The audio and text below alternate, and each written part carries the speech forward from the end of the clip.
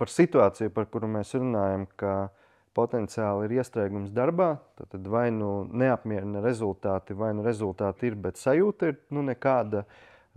Es dažreiz dzirdu, tā kā dzīve tā kā vai nu pelēka bezgaršīga putra, vai arī drāma, intrigas, karš bez maz vai notiek darbā visu laiku.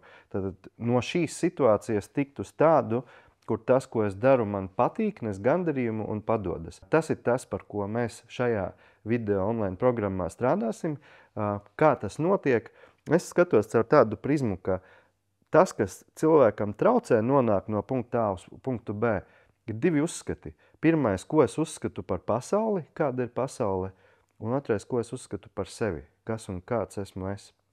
Un šie divi uzskati, viņi tur iestrēgumā, un tāpēc, lai no iestrēguma izietu, ir jāsāk atbrīvoties no šiem diviem uzskatiem, kā sajust, kas ir mans, kas esmu es un kas no tā izriet darbā. Jo tad, kad es varu ielikt savā darbā savu būtību un to, ko es gribu darīt, tad tur arī ir gan gandarījums, gan izdošanās.